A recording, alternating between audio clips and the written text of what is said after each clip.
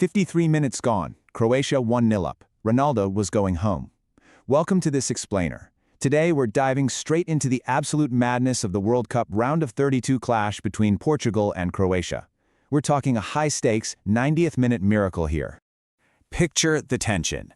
Veteran winger Ivan Perisic, who, let's be honest, had been an absolute nightmare for Portugal all game, finds a pocket of space on the left and just unleashes this flawless finish. Bam! Just like that, against a highly organized Croatian side, Portugal is staring a do-or-die tournament exit right in the face. And hovering over this entire scenario is a number. 41. 41 years old. That is Cristiano Ronaldo's age in what literally everyone understands to be his final World Cup. So when Croatia took that lead, man, it wasn't just a one-goal deficit. It felt like the absolute finality of an era. Part 1. The emotional extra man.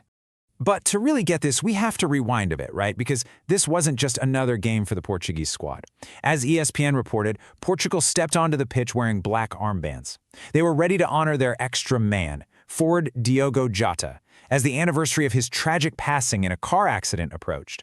Jota was just so profoundly beloved by his teammates. He embodied the very best of Portuguese football. We're talking technical brilliance, a relentless work rate, and just genuine quality on the ball. Having his memory hanging over the stadium added this immense, heavy layer of emotional pressure. They weren't just trying to advance, they were playing for him against a historically tough Croatian team. Part 2. Croatia stuns Portugal. Right from the first whistle, Croatia made it clear they weren't interested in anyone's fairy tale. They were disciplined, they were incredibly organized, and at 53 minutes, as we saw, Perisic struck. For the next 15 minutes, Portugal basically stared into the abyss, while Croatia completely smothered an attack that boasted Ronaldo, Bruno Fernandes, and Bernardo Silva.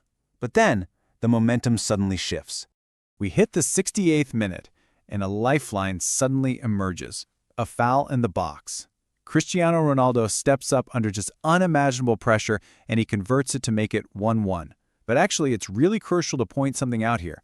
This penalty served as Ronaldo's first open play contribution of the entire tournament. Part 3. The 90th minute miracle. Now, Croatia didn't just fold after that equalizer. For the next 20 minutes, Portugal was completely on the back foot. Extra time looked absolutely inevitable. And then we hit the 4th minute of stoppage time, 90+4. A perfectly weighted through ball cuts through the lines, and Goncalo Ramos appears. With ice-cold composure, he buries it. Winner. And this brilliantly illustrates the real complexity of this whole narrative. ESPN totally hit the nail on the head when they noted that Portugal's snatched victory without Ronaldo leading the line. The wild part? The very player who scored that heroic stoppage time winner, Ramos, is the exact striker who had previously replaced Ronaldo as the starting center forward. Part 4. The Ronaldo dilemma. So the celebrations die down, and the reality is stark.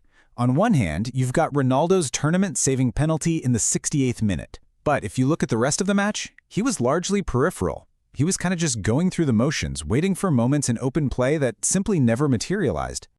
Which brings us to a quote from ESPN that really sums it up. 4 years later, the same debate continues for Portugal. Why is Ronaldo still starting? That right there is the ultimate dilemma for manager Roberto Martinez. You've got a 41-year-old legend who can absolutely bury a high-pressure penalty, but who is contributing very little else in open play. Martinez has to figure this out, like yesterday, because this tournament waits for absolutely no one. Part 5. Showdown with Spain. Because the threat waiting for them in Dallas on July 6th is massive.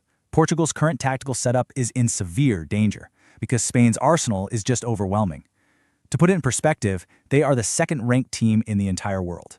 They're armed with dynamic, world-class playmakers like Lamine Yamal and Pedri. Plus, they have a massive goal threat in Mikel Oyarzabal, who easily bagged 2 goals in their round of 32 win. Which leaves us with this final, burning question. Against an opposition as relentless as Spain, can Portugal truly afford to carry a 41-year-old into the round of 16? A miracle finish kept them alive this time around, but the hard tactical questions, those remain totally unanswered. Thanks for joining me on this explainer, everyone. Keep analyzing, and I'll catch you in the next break.